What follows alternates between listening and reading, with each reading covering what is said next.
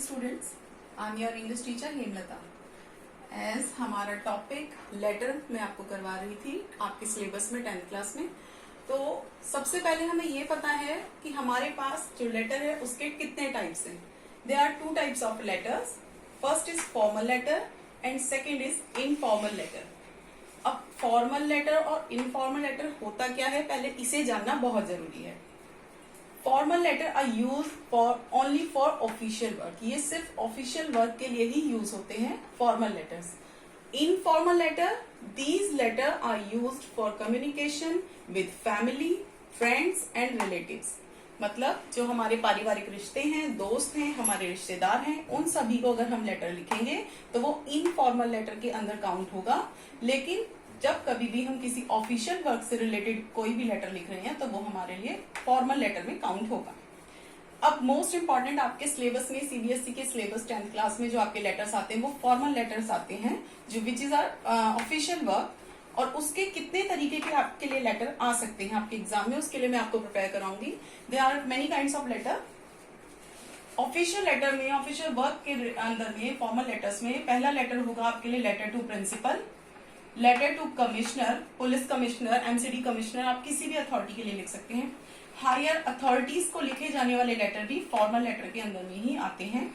Letter to editor which is very useful and आपके लिए ये कह सकते हैं सबसे मेन लेटर यही है, editor letter.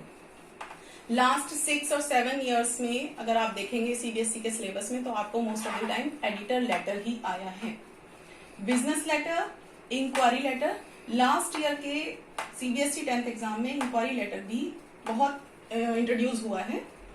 Cell letter and order placing letter. Okay, principal से रिलेटेड जो कोई भी आपकी समस्या है, आपकी बातचीत है, उसको आप ऑफिशियल वर्क के रिलेटेड काउंट करेंगे, वो फॉर्मल लेटर में आएगा।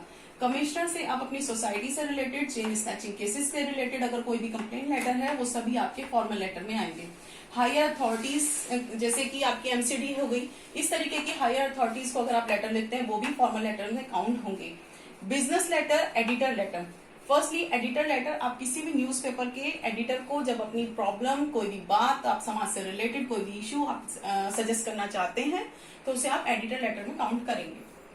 बिजनेस लेटर, बिजनेस लेटर के अंदर आप किसी भी चीज का खरीद बेचना, किसी प्रोडक्ट के बारे में इंफॉर्मेशन, किसी सर्विस के, किसी गुड्स के बारे में इंफॉर्मेशन बिजनेस लेटर के अंदर में आता है। किसी भी चीज को खरीदने से पहले, सपोज आपको कोई बुक्स मंगवानी है किसी बुक सेलर से, तो आप पहले उस बुक के बारे में इंक्वायरी लेना चाहेंगे कि आपको अपना 10th का सिलेबस देना, तो आप किसी बुक डिपो को आप लेटर लिखेंगे तो वो आपका आएगा, उसकी जानकारी लेने के लिए उसमें आएगा इंक्वायरी लेटर। सेल लेटर, जब कभी भी हम रीडर को ये परस्यूट करना चाहें कि वो आपकी गुड्स और सर्विसेज को खरीदे, उसके लिए हम सेल लेटर लिखते हैं। And last but not least, order placing letter. अगर हमें किसी भी अथॉरिटी से कोई सामान प्लेस करवाना है, ऑर्डर प्लेस करना है, उसके लिए हम ऑर्डर प्लेसिंग लेटर करते हैं। फर्स्टली हमने इंक्वायरी किया उसके बारे में, और इंक्वायरी करने के बाद अगर हम मतलब सेटिस्फाइड होते हैं तो हम उसके लिए ऑर्डर प्लेसिंग लेटर लिखते हैं।